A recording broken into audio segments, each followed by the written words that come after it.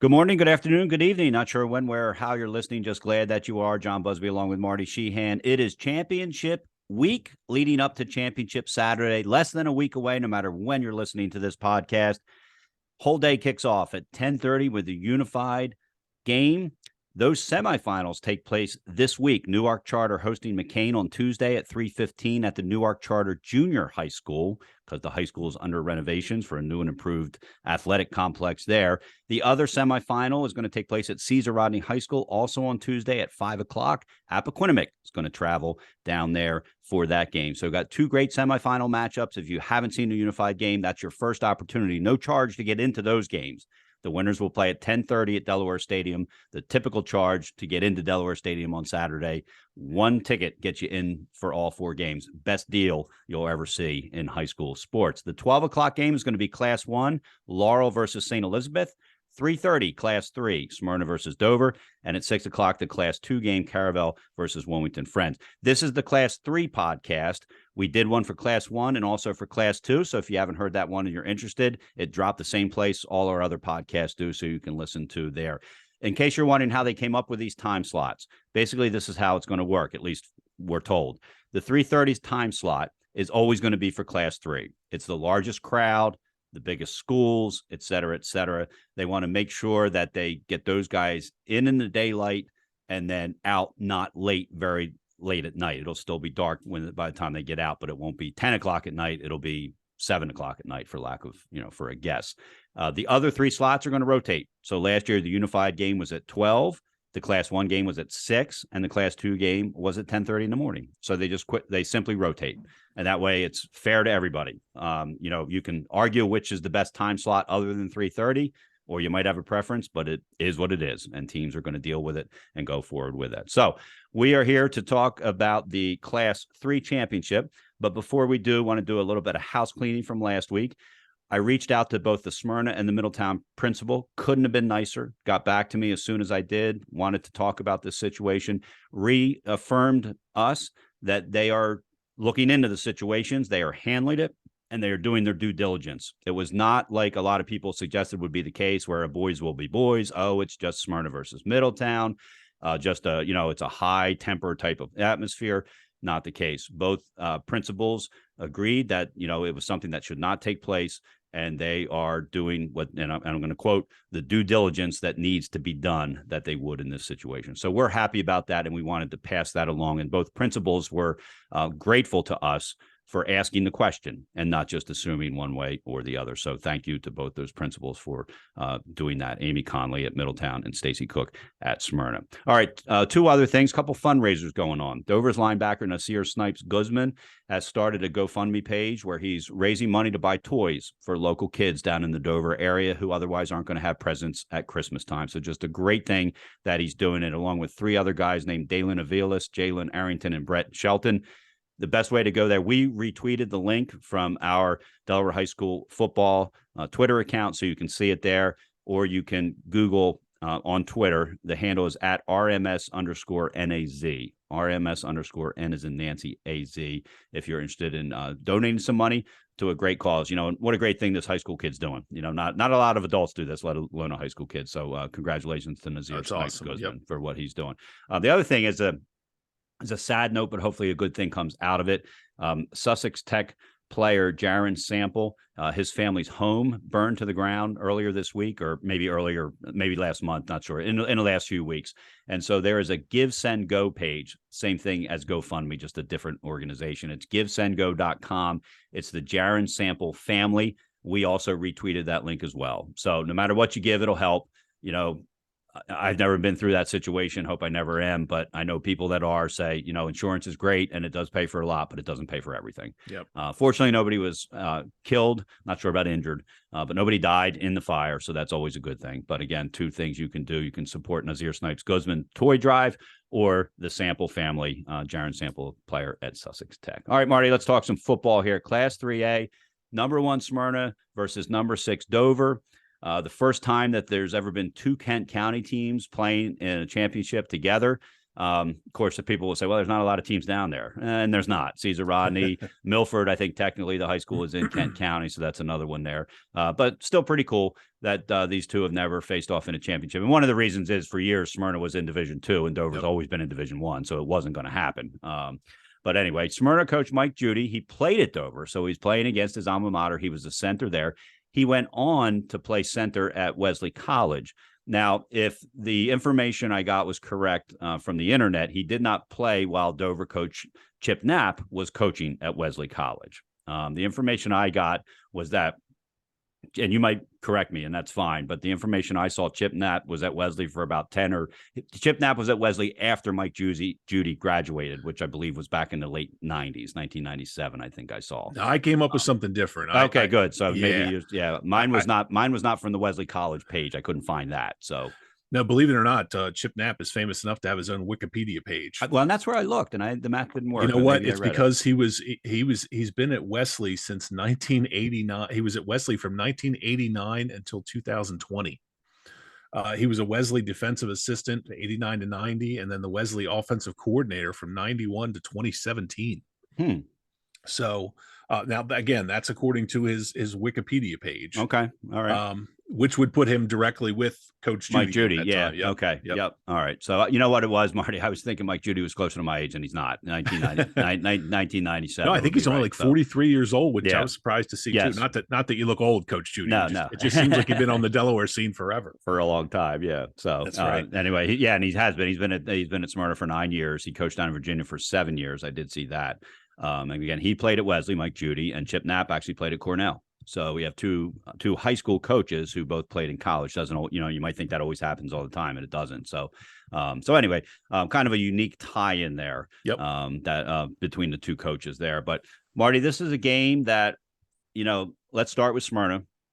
When the season started, I think everybody, including us, we had Smyrna 1, Middletown 2, and interchangeable 2-1. And Smyrna lost to Middletown, 21-14 on a last second play when their defender slipped, et cetera, et cetera.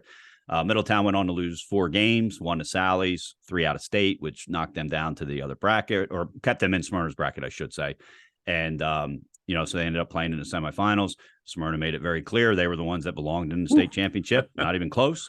And it is what it is. Smyrna finished up 11-1. Lone loss was to Middletown. They were the runner-ups last year, losing to Middletown. They got through the playoffs, beating Cape 50-0. They had to play Cape twice within 7 days. They played them the last game of the regular season, had to turn right around and play them in the first round of the playoffs. Then they beat Middletown 48-0, as we said, avenging a regular season loss.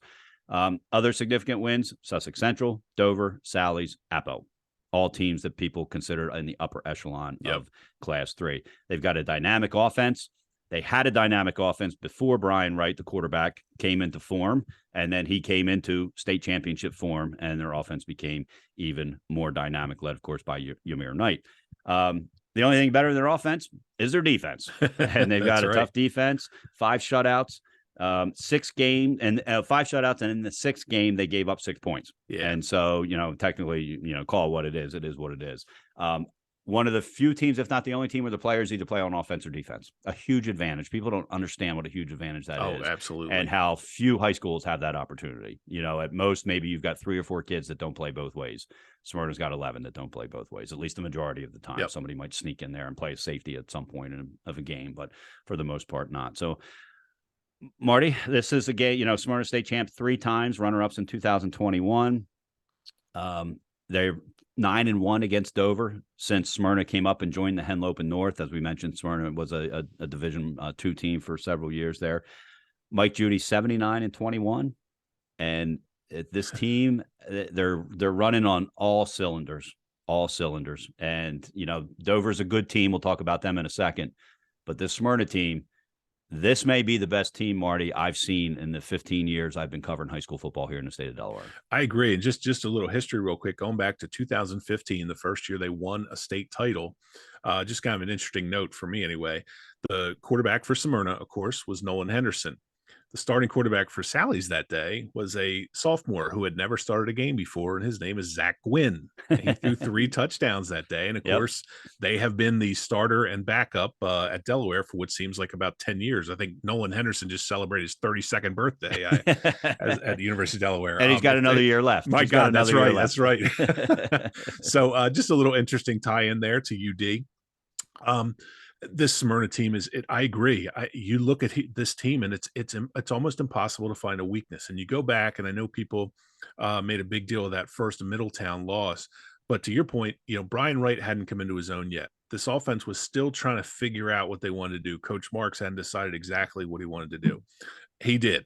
He figured it out, including in the semifinals when I took a shot at their offense, and he kind of made fun of me on Twitter, and I was wrong. He knows what he's doing. The guy knows what he's doing. But anyway, they led 3A in scoring offense and defense. They averaged 36 points a game. They gave up 11 points a game. It was interesting to me that no team in 3A allowed fewer than 10 points a game. I thought that was different. Didn't expect that. Yeah. They've only outscored Cape and Middletown 98-0 in the playoffs, which is incredible. Brian Wright has had an amazing season, 1,974 yards, 21 touchdowns, 7 interceptions. Ymir Knight does a little bit of everything. He's thrown for a couple touchdowns. He's also run for 760 yards, 14 TDs. He has 52 catches for 800 yards and 9 touchdowns. Markel Holman is up around 1,500 yards now. He's also caught 16 passes for 225 yards. The top receiver outside of Ymir Knight is Nolan Fretz, who's had a great season, 23 catches, 255 yards, 5 touchdowns. And then this kid that kind of came out of nowhere, at least to me, because, we don't follow the program as intimately as some of the Smyrna fans do, but Joshua Guay, 23 carries, 432 yards, 23 catches, 432 yards, 3 touchdowns. He's also 2 of 3 throwing the ball, 27 yards, 2 touchdowns. I think he threw for at least 1, maybe 2 in the semifinal against Middletown. He's one of those kids. They just keep finding these kids everywhere with this immense talent. And then, as hard as it is to stop everybody on the offensive side, then you go to the defensive side. You got Robert Durnall and Nate Chandler have combined for 181 tackles. Chandler has, this amazed me, 36 tackles for loss, including 15 sacks. Brandon West, 10 sacks. The Smyrna team has intercepted 18 passes. That's just in the regular season. Durnall and Spears combined for 8 of those. No matter where you turn, and again, the fact that these kids are not playing offense and defense, they're fresh when they come in every time. And these other teams, I look at the 1A matchup with Smyrna and St. Elizabeth. Shockley and Soto are both going both ways. They're coming out and playing safety. Albero, Tattersall, they're in the game all the time. These kids are not. So they're coming in fresh. And it speaks to, I remember back in 2015, when we called the first championship game, we even noted that, sometimes you may put a kid in there who's a little less talented than somebody on offense who may be able to play that. But the philosophy is, we're going with this because it's the most efficient way and it makes us the strongest unit possible.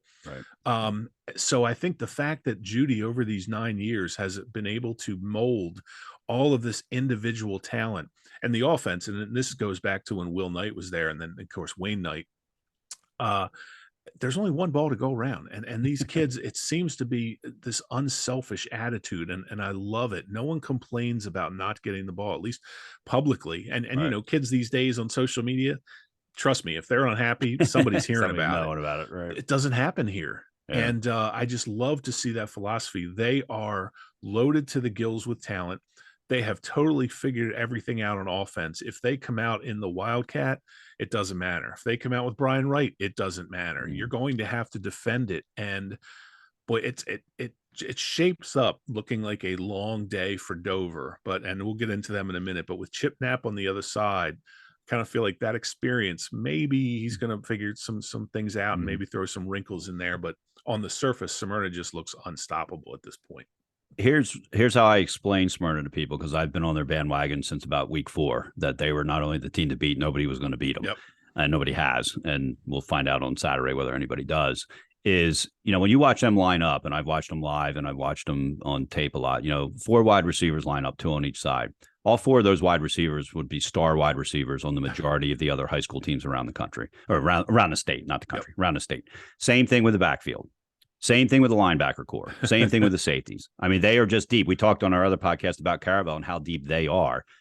This team is deep to a different level, and they've got the 3 superstars: Markel Holman, Ymir Knight. I'm throwing Brian Wright in there as a superstar. Oh, me too. Me too. Because they're not where they are. They might be where they are, but not but going 48-0 through, or 90, whatever it was, 98-0 through the playoffs without Brian Wright at quarterback.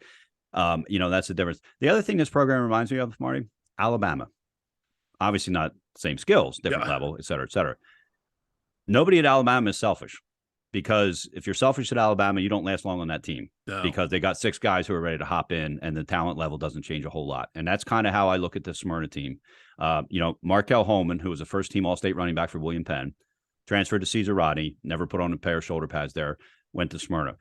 Don't know the situation, don't know the living situation, don't know the transfer station, don't care. As I say about this anymore, with school choice, a kid can go to school wherever the heck they want, as long as their parents are willing to drive them. This has nothing to do with where do you live in the boundaries. Doesn't matter, as long as they accept you. Right, wrong, or different. And people may disagree with it, and that's fine. And I'm not going to spend time on this thing. But the reality of it is, Markel Holman knew what he was getting into when he was going to Smyrna. He knew that he was not going to touch the ball as much as he would have at William Penn or at Caesar Rodney High School. Yep. He went to Smyrna because that was the biggest chance he had to win a state championship. That's why people go to Alabama. They go, players who want to win national championships or be in that Final 4 and what's going to be the Final 12 eventually, go to Alabama. And so that's what this Smyrna club reminds me of. They have a philosophy. If you want to be a kicker, you don't go to Smyrna. You figure out where you're going to go play somewhere else. Mike Judy is not going to start kicking the ball. If they have one weakness, it's because they've never attempted a field goal or an extra point in 9 years. And I might be wrong about that, but I know it's been a long time if they have. And they don't need to, because they score on a 2-point conversion and they go for it on 3rd and 4th, or on 4th down.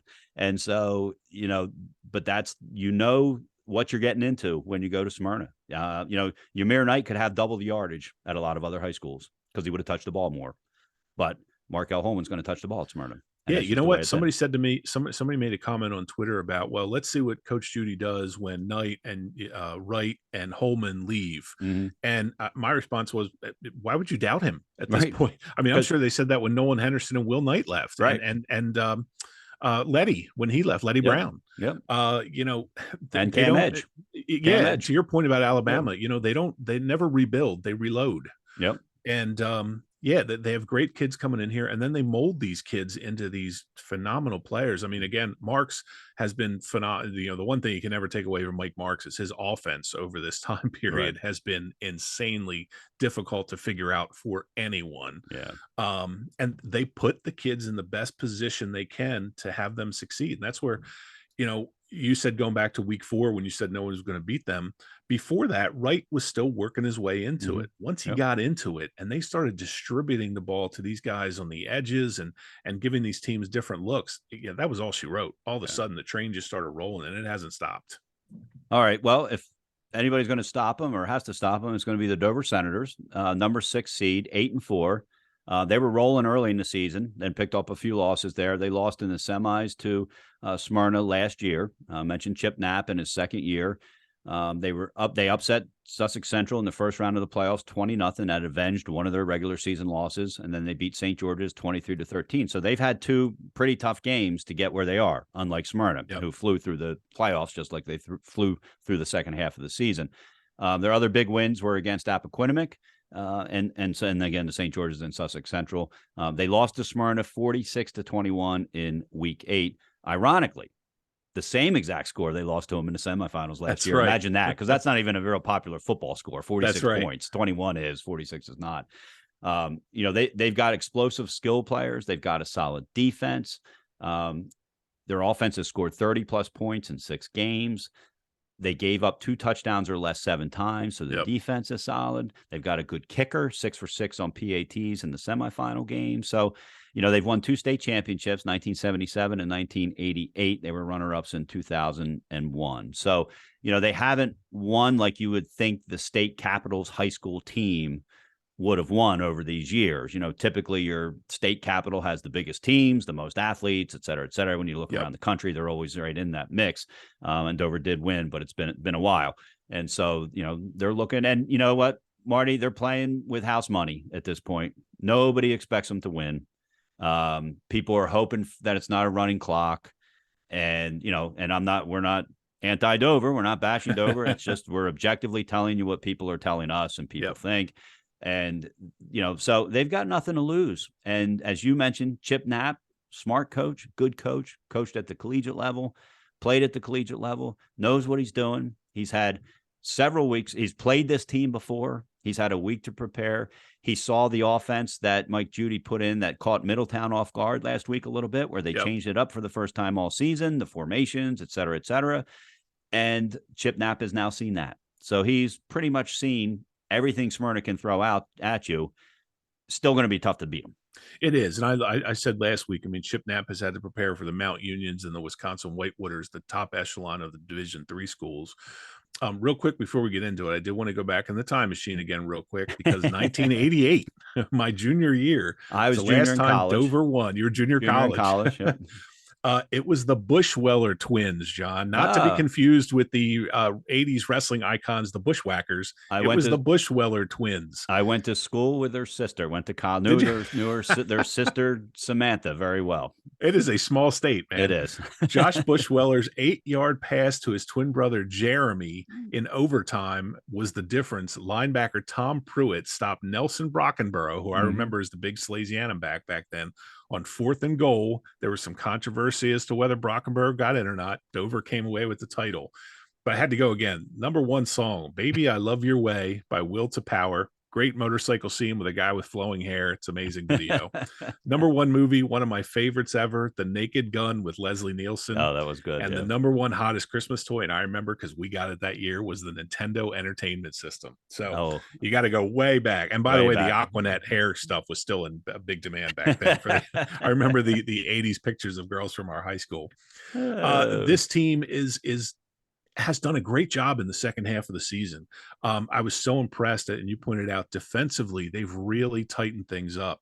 They allowed 15 points a game over the course of the season, but that's a little deceptive because they've gotten a lot better as the season has worn on. You go back and look at their Sally's loss. They lost 18-16, and you and I pointed this out at the time. If Sally's doesn't have a kicker, if they don't have James Collins, Dover wins that game. Right. Sally's first 9 points were field goals. You go back to the Smyrna game where they lost 46-21. The big difference from last year's semis and this year's, remember that game was 14-14 this year after the first quarter. Right. And we were all sitting kind of getting our popcorn and say, all right, let's go. Smyrna scored the next 35 points and kind of ended that quickly. But I do think Chip Knapp, having seen this, having been through this for 2 years now with Smyrna, and of course now he's played Smyrna. This will be the 4th time he's played Smyrna in 2 years. It might have some wrinkles, it might have some tricks up his sleeve. Their offense is loaded. And I said at the beginning of the season, these 3 guys might be the 3 quickest guys of any combination in the state. Quarterback Nassim Cosme, it's 35 completions on the season for 645 yards. Again, these low completion numbers, but for tons of yards. 62 carries, 505 yards on the ground. He did throw 3 passing touchdowns in the semifinals.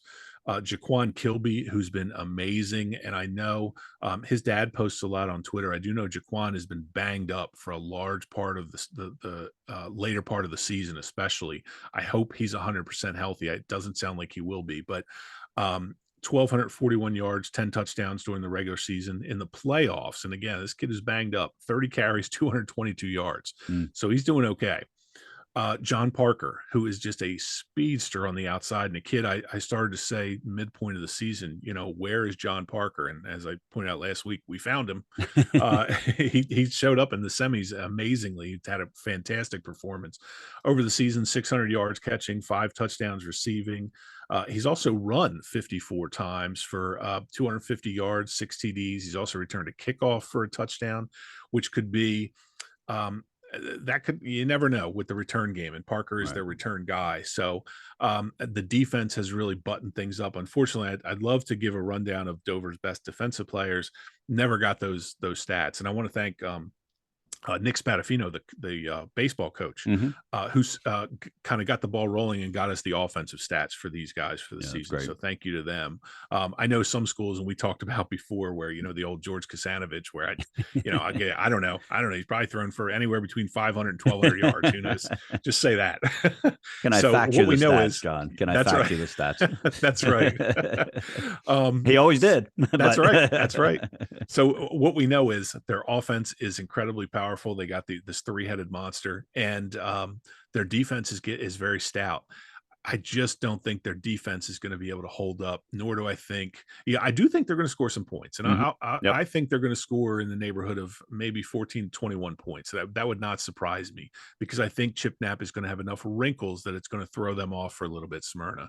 And they've got some big hitters that can They score. do. They're not a grinded Oh, out quick offense. hitters. No, not Right. at all. And Cosme, if he gets outside, or he gets through the first level, he's gone. Yeah. Jaquan Kilby can take anything to the house. And Parker, if you get him on the outside, we've seen it. I mean, he can blow past people. Right. So yeah, they do have some quick hitters. I just don't think they're going to be able to keep up. Defensively, I don't think they're going to be able to keep up with Smyrna's offense. There's just too many weapons. If the weather is good, and all indications are that it will be, they're going to have everything at their disposal. Wright, and this reminds me, going back to the Nolan Henderson days, and I'm not comparing Wright to Nolan Henderson, but he can throw the little screen pass, he can throw a little swing pass, he can also, we've seen him go deep. Yeah. And Yep. once you set those things up, that they do such a good job of working inside, outside, a couple runs up the middle, and then hitting you over the top. There's so many weapons there. I just don't think Dover's going to have enough to counter that. And it's going to take nothing away from Dover. If there's one game I think that it could get out of hand the most, well, I'll put it this way: I do think that the 1A and 3A could get out of hand. Mhm. I hope it doesn't. Again, Chip Knapp, you never know what he's going to come up with here. But Dover's just, they're just overwhelmed talent wise, top to bottom. Mhm. They do have some stars, but as we said, that Smyrna team, man, it just, no matter what you do, and they've got depth too. Yeah. They've got guys they can stick in that do some things here and there, and they've had some unsung players do some things in different games defensively. It's just too much, and too fast. And I think Chip Knapp getting to the championship game in his second season, he's got this Dover team right where they're Mhm. positioned. Yep. For the future, they're going to start drawing in some really good kids. But Mike Judy and company, just way too much, I think, right now. And a couple of things you said led me into what's going to be my final comment, agreeing with everything you said. And I already gave my points there at the beginning of this, is that, these Smyrna kids playing at Delaware Stadium is like a second home to them over That's the right. years. And Dover, none of these kids have played at Delaware Stadium, which is a little bit of a big deal. Bottom line is, when kickoff happens, the field is the same, whether you're playing at Smyrna or Dover or anywhere else where there's a turf field. It's a turf field. It's 100 yards long or whatever it is wide. But I think one of the keys for Dover to keep this game from becoming a running clock is to stay in the game early. You mentioned the 14-14 score during the regular season. It's going to be vital that they adjust very quickly to the atmosphere. They're going to be playing not only in the biggest stadium they've ever played in, they're going to be playing in the biggest crowd they've ever played in front of, including their home games. Smyrna has big crowds at home, and they've played at Delaware Stadium in front of 5,000, 6,000, 7,000 people, which is what the potential is for this game. Depending on what the weather is, Smyrna travels extremely well. I was going to say, in 2015, you and I remember this. If you get there early enough, watch for the stream of Smyrna buses coming into the UD parking lot, because it's a sight to see, and all the red that start to filter off the bus. And you and I sat there and watched like this time lapse as the stands fill up with the red and white. It was incredible. I swear, every business in Smyrna must shut down to come to the championship game, because it looks like the entire town comes out for these games. It's like the scene from Hoosiers. That's exactly traveling it. The long to the bus. state championship. That's exactly long bus where ride I was going. And the cars, and and hats off to them for doing it. But yes, Dover's has the potential. They, it's a 45-minute ride from Dover, so they've got the potential. There's no excuse not to be there for the Dover fans. And again, in pointing that out, you got to buy the tickets online at GoFan. Just go online, either DIAA website or go to either the Dover or the Smyrna website, and you can get the tickets there. One ticket gets you in. 10:30 is the unified game. Those two are to be determined after Tuesday semifinals. 12 o'clock, Laurel versus St. E's. 3:30, Smyrna versus Dover, the game we're talking about. And 6 o'clock, Caravelle versus Wilmington Friends. So don't show up with $20 and think you're going to get in. It's not $20, but my point I'm trying to make. get there for that. All right, before we close this last one, I want to remind you about our two sponsors, Andre L Photography. That's AndreELphotography.com. Great photographer, action shots for you while the game's going on. You can check out his work at AndreELphotography.com. You won't regret it. Cell phones take great pictures, but nothing like the camera that he uses. It's a professional photojournalist for the News Journal for years and has done it for many other media outlets since then. So AndreELphotography.com. That's EL. Other thing, if you're looking to buy, sell a house for yourself, maybe a friend, maybe a child, parent, Mary Kate Johnston of Remax Associates is someone to consider. She was our realtor 16 years ago when we sold one house, bought the other, still gives us advice when it was time to refinance on things like that. We've recommended her to dozens of friends who have in turn recommended her to their friends as well. 5-star ratings on Zillow. You can check out all of that at marykatej.remax.com. That's marykatej.remax.com. If you end up using her as your real estate agent, mention you heard about her on the podcast, then she will give you for free a 1-year home warranty, something she did for my wife and I. We continued that warranty, paying for it ourselves after that. Still use it to this day, and it pays for itself. So again, it's Mary Kate Johnston of Remax Associates, marykatej.remax.com. Marty's got Smyrna. I've got Smyrna, in case you're wondering. We both have Laurel, and in the Class 2 game, I've got Caravel. Marty's got Wilmington Friends, so we're split on that one. We hope it's going to be a great championship Saturday in all 4 games, starting with a unified game at 10:30. Our plan is to have another podcast, our last of the regular season, regular football season, I should say, next Sunday, where we'll kind of just give our final thoughts on all 3 classes. And then our plan is going forward, when there's football to talk about, this is the Delaware High School Football Podcast. So we're going to get on and we're going to talk about it. It just won't be every single week. 2 key things we know we're going to have to talk about are coaching changes and the realignment changes, if there are any. That's going to be real interesting going forward. So, Marty, got anything last thing to add on this Class 3 championship? No, I just think it's a great weekend. I love the fact that they play all 4 of these games on the same day. Again, if you get a chance to get there early and see the unified game, it is a ton of fun. There's a lot of smiles, but these are competitive kids. They won a state title, and that state title means as much as any other state title that day. So it's a really fun atmosphere. Again, if you can't make it out, you can watch it on the NFHS, but you and I have been there in person a number of times, and it's a really fun experience. And it's great to see all this talent and these kids gathered in one place. And that's a great point. Now, NFHS, $11.99. You can watch all 4 games, and you can actually cancel it that night, and you still get it for another 29 days after that. So you don't have to worry about forgetting to cancel it. So great point there. All right, that's going to do it for the Class 3 recaps. Remember, if you're interested in the Class 1 and 2 previews for the state championship games, look at our other podcast that dropped also today. All right, for Marty Sheehan, I'm John Buzby. Everybody have a great sports week.